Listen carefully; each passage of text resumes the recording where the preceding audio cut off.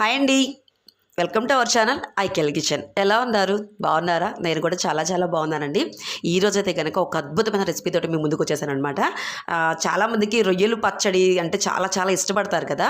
దాంతోపాటుగా అంటే ఒట్టి రొయ్యల పచ్చడితో కాకుండా అండి దీని గోంగూర కాంబినేషన్తో ఇలా నిల్వ పచ్చడి చేసుకుంటే చాలా బాగుంటుందన్నమాట.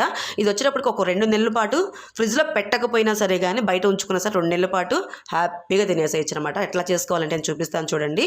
పక్కా కొలతలతో చెప్తున్నాను నేనైతే కనుక ఇప్పుడు పావు కేజీ రొయ్యలతోనే చేస్తున్నాను అనమాట. మీకు కేజీ రొయ్యలతో చేసుకోవాలనుకుంటే అంటే కేజీ రొయ్యలు అంటే అర కేజీ పప్పే వస్తుంది.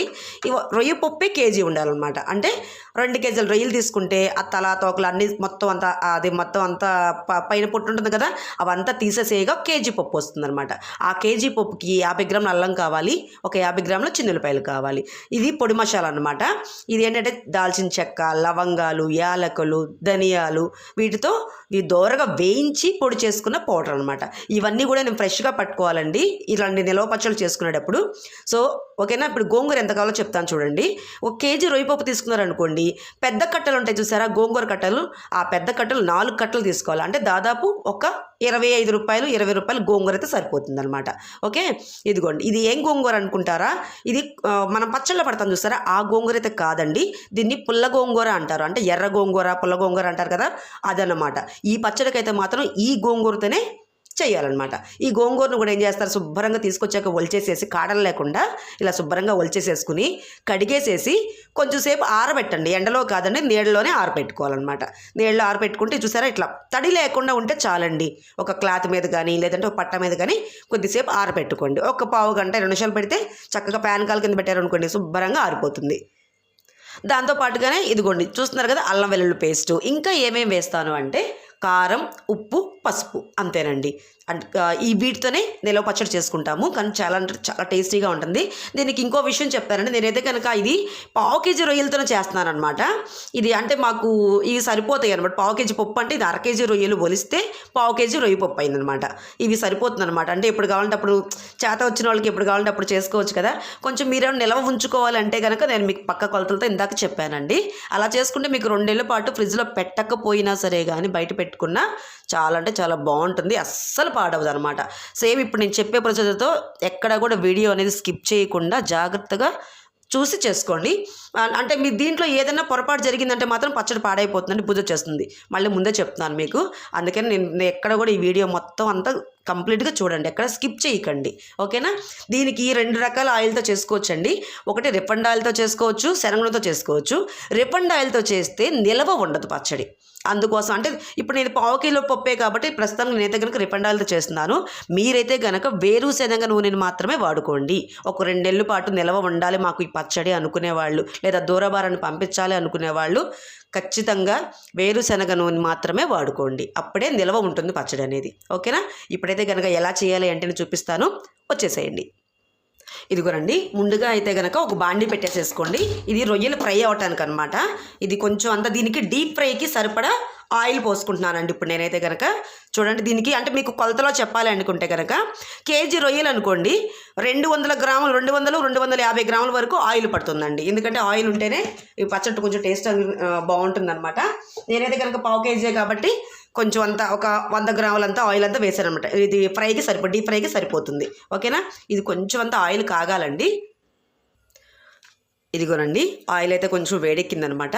ఇప్పుడు ఈ రొయ్యలు వేస్తున్నాను. ఈ రొయ్యలు కూడా చక్కగా ఆయిల్లో బాగా డీప్ ఫ్రై చేసుకోవాలన్నమాట.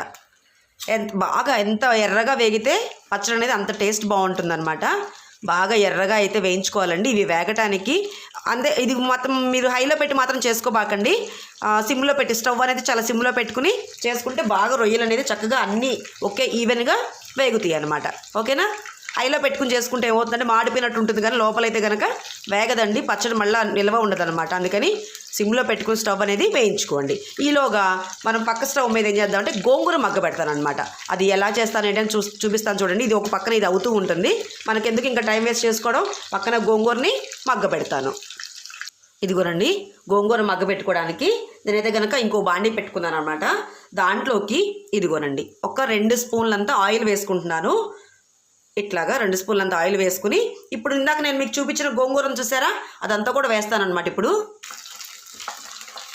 ఇదిగోనండి గోంగూర మొత్తం అంతా కూడా చక్కగా ఆయిల్లో బాగా మగ్గ పెట్టుకోవాలన్నమాట. అది ఎలా మగ్గ పెట్టుకోవాలి ఏంటి అనేది కూడా నేను చూపిస్తాను చూడండి.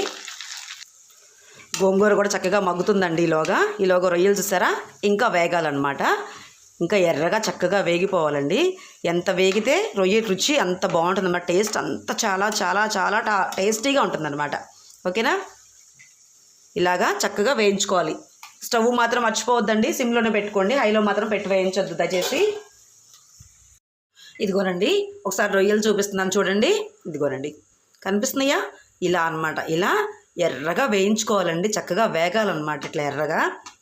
ఇప్పుడు ఇలా వేగింది కదా, ఇలా వేగినప్పుడు దీంట్లో ఇప్పుడు ఏం వేయాలంటే మనం ఇందాక నూరు పెట్టుకున్న అల్లం వెల్లుల్లి పేస్ట్ ఉంది చూసారా, అది కూడా వేసి ఇప్పుడే అనమాట ఇలాంటి కండిషన్లో ఉన్నప్పుడే చక్కగా వేసేసి ఈ ఆయిల్లోనే చక్కగా ఈ అల్లం పేస్ట్ కూడా బాగా వేగాలన్నమాట. ఇది కూడా పచ్చి వాసన అంతా పోయి ఎర్రగా వచ్చేంత వరకు చక్కగా వేగాలండి. ఇదిగోనండి నేను తీసుకున్న పావు కేజీ రొయ్యకి నేను ఇది టీ స్పూన్ అంటాం కదా, టేబుల్ స్పూన్ కాదండి, టీ స్పూన్ అంటాం కదా, 1 టీ స్పూన్ అల్లం పేస్ట్ అయితే సరిపోతుంది అనమాట. ఇదిగోనండి ఇలాగా చక్కగా దోరగా వేయించుకోవాలి.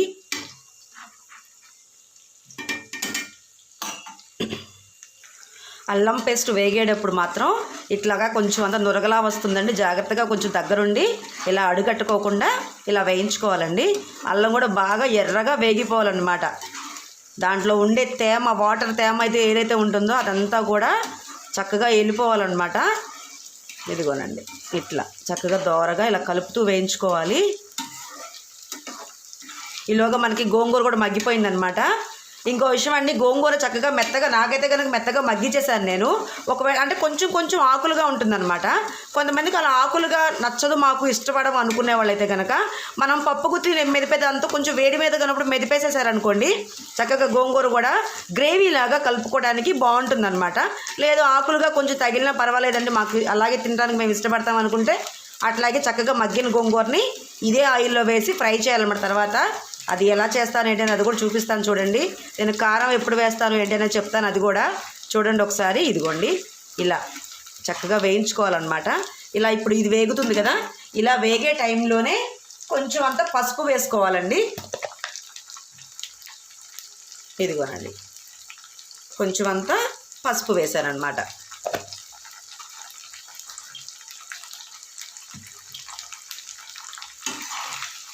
ఇట్లా పసుపు వేసి చక్కగా ఈ అల్లం పేస్ట్ బాగా వేగేంత వరకు వేయించుకోవాలి. అంటే ఎంత టైం పడుతుందంటే, టైం మీకు లెక్కలో చెప్పాలంటే కనుక ఈ అల్లం పేస్ట్ వేసిన తర్వాత స్టవ్ మాత్రం మీడియం ఫ్లేమ్లోనే ఉంచాలండి. ఒక 7 నుంచి 10 నిమిషాల పాటు సిమ్లో ఇట్లా వేయించుకోండి. అంటే మీరు అనుకుంటున్నారా ఏంటి ఇంత టైం పెట్టుకొని ఇంత ప్రాసెస్సా బాబోయ్ అని చెప్పానని.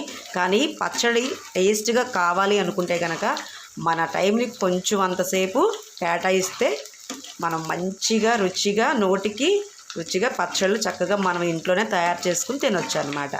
ఈ పచ్చళ్ళు బయట కొనాలి అంటే కనుక కేజీ ఎంత లెక్క ఉంటాయి తెలుసా అండి, డబ్బులు బోల్డ్ రేటు ఉంటున్నాయి కదా. అలా ఏమీ కాకుండా మీ ఐకేఎల్ ఛానల్ని ఒకసారి కనుక సబ్స్క్రైబ్ చేసుకున్నారంటే కనుక మీకు ఇలాంటి పికిల్స్ వెరైటీ వంటలు అన్నీ కూడా మన ఛానల్లో వచ్చేస్తాయి అన్నమాట. చక్కగా చూసి మీరు ఇంట్లోనే చేసుకోవచ్చు. నేను ఈ పచ్చడిలు క్లీనింగ్ కూడా మీకు ఎలా చేసుకోవాలి ఏంటి అనేది ఒక వీడియో కావాలి అంటే కనుక నాకు కామెంట్ సెక్షన్లో కామెంట్ చేయండి. లేదు అలా కాకుండా ఇంకా డిఫరెంట్గా చికెన్ పచ్చడి కానీ, ఇంట్లో అంటే మామూలుగా రొయ్యలు కాకుండా మటన్ పచ్చడి కానీ, ఫిష్ కానీ ఇలాంటివి ఏవైనా కావాలి, డిఫరెంట్గా మీకు పచ్చళ్ళు కావాలి అన్నా కూడా దాని కామెంట్ సెక్షన్లో కామెంట్ చేయండి. తప్పకుండా నేను మీకోసం చేసి చూపిస్తానన్నమాట. ఓకేనా. ఇదిగోనండి ఇట్లా అల్లం పేస్ట్ అయితే బాగా వేగిపోయింది కదా. ఇప్పుడు దీంట్లోకి ఇదిగోనండి ఇందాక నేను గ్రైండ్ చేసి పెట్టుకున్నాను చూసారా, ఆ పొడి మసాలా అయితే వేసేసాను అనమాట. దాంతోపాటుగా ఈ పొడి మసాలా అనేది ఎక్కువ వేయించక్కర్లేదండి, ఎందుకంటే ఆల్రెడీ ఇది మనం వేయించి పెట్టిందే కాబట్టి ఏమీ వేయించాల్సిన అవసరం లేదనమాట. ఆల్రెడీ వేగిపోయి ఉంది ఇది.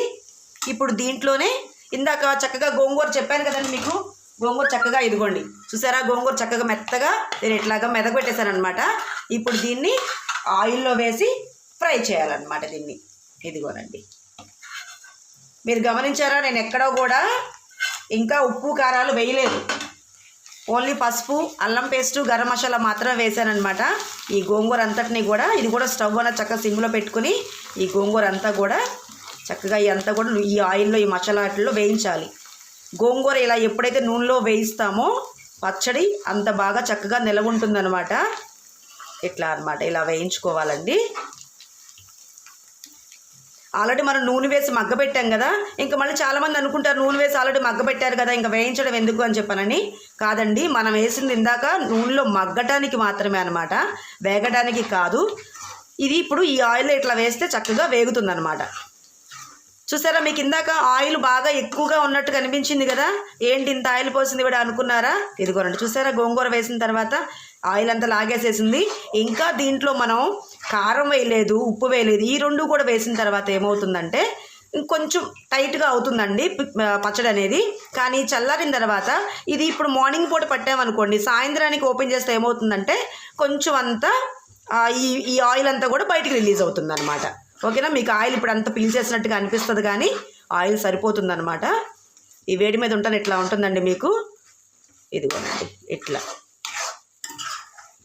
ఇలా ఒక 5 నిమిషాల పాటు గోంగూరను కూడా చక్కగా వేయించుకోవాలండి ఇట్లాగా. ఇదిగోనండి గోంగూర ఇలా వేగుతుంది కదా, ఇప్పుడు దీంట్లోకి నేను సాల్ట్ వేస్తున్నాను అనమాట. సాల్ట్ అంటే ఇది నేను కల్లుప్పుని దంచుకొని చక్కగా ఇట్లా పెట్టుకుంటానండి, అందుకనే మాది కొంచెం ముద్దగా ఉంటుంది. ఇట్లా వేస్తే జలజల మనం జారటానికి కొట్టులో కొనుక్కొచ్చింది అయితే కాదు. ఓకేనా, ఇలాగా వేసి దీన్ని నేను ఒక 2 స్పూన్లంతా సాల్ట్ వేస్తున్నాను అనమాట. ఎందుకంటే సరిపోతుందండి మ్యాక్సిమం. ఒకవేళ సరిపోలేదు అంటే కనుక చూసి తర్వాత వేసుకోవచ్చు. మళ్ళీ కొంచెం ఉప్పు ఎక్కువైంది అనుకోండి తీలేం కదా దాంట్లోంచి, అందుకోసం అనమాట. కారం అయితే కనుక ఇప్పుడే వేయట్లేదండి నేను. కారం ఎప్పుడు వేస్తానంటే చూపిస్తాను, అది కూడా చూడండి ఒకసారి.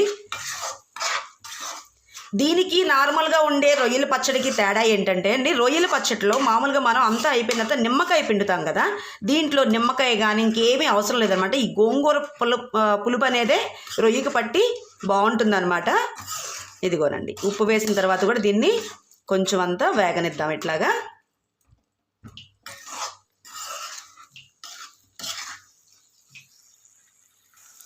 ఇదిగోనండి గోంగూర వేసిన తర్వాత చూసారు కదా, ఈ ఆయిల్ అంతా కూడా మీకు కనిపిస్తుంది కదా, ఆయిల్ అంతా కూడా చక్కగా నేను ఒకసారి మీకు జూమ్ చేసి చూపిస్తున్నాను చూడండి. ఇదిగోనండి ఆయిల్ అంతా కూడా చక్కగా బయట రిలీజ్ అయిపోయింది చూసారా. ఇలా వస్తే చాలండి. ఇప్పుడైతే కనుక నేను స్టవ్ అయితే ఆపేసేస్తున్నాను అనమాట. కారం ఇప్పుడు వేసుకోవాలండి. కారం అనేది ఇట్లా ఉన్నప్పుడు వేసుకోవాలన్నమాట. ఇదిగోనండి నేను 2 స్పూన్ల ఉప్పు అయితే వేసాను కదా, దానికి ఇది గోంగూర పులుపు ఉంది కాబట్టి అండి నేను ఒక 3 స్పూన్ల కారం అయితే వేస్తున్నాను అనమాట. సరిపోతుందన్నమాట, ఇక అంతకుమించి అక్కర్లేదండి. ఎందుకంటే గోంగూరలోకి కొంచెం అంతా కారంగా ఉంటేనే బాగుంటుంది అనమాట. ఎందుకంటే ఇది పచ్చడి కదండి, ఇలా కారం కొంచెం ఉంటేనే బాగుంటుంది. కారం మాత్రం మీరు స్టవ్ అంతా ఆపేసిన తర్వాత మీరు కారం వేసుకోండి. స్టవ్ మాత్రం ఆన్లో ఉన్నప్పుడు కారం వేసుకోవద్దు. ఇంకొక చిన్న విషయం అండి, నేను వేసిన కారం కూడా అండి పచ్చి కారం, అంటే పచ్చళ్ళలోకి వాడుకుంటాను చూసారా, ఆ కారం అనమాట. కూర కారం అయితే కాదనమాట. ఇదిగోనండి చూసారా, రొయ్యలు గోంగూర పచ్చడి రెడీ.